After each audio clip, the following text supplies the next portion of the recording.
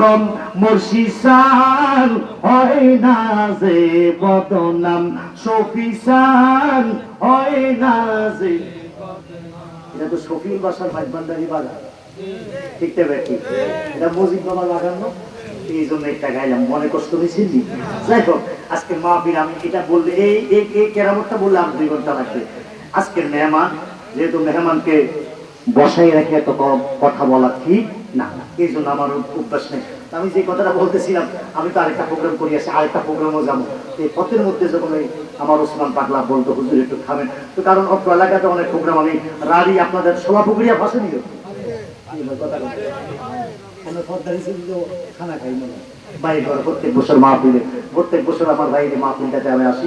ওই যে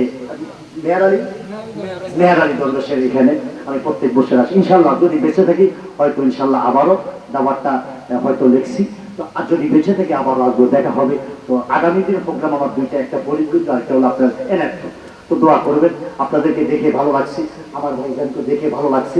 দেখ আলহামদুলিল্লাহ, তরিকতের পাগল যেখানে পাবেন সেখানে একটু দোয়া নেওয়ার জন্য চেষ্টা করবেন, কথা ঠিক নেবেন।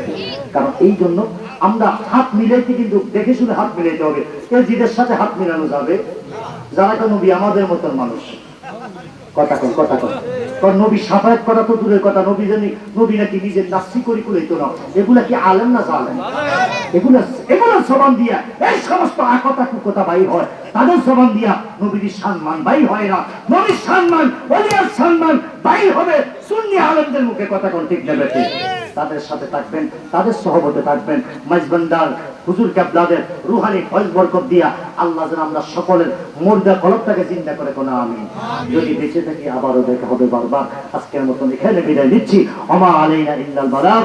আসসালামু আলাইকুম ওয়া রাহমাতুল্লাহি ওয়া বারাকাতুহু।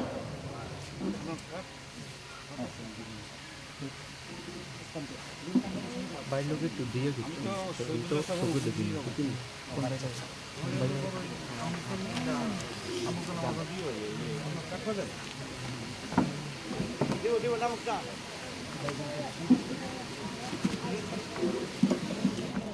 আসসালামু আলাইকুম ওয়া রাহমাতুল্লাহি তাআলা ওয়া বারাকাতুহু।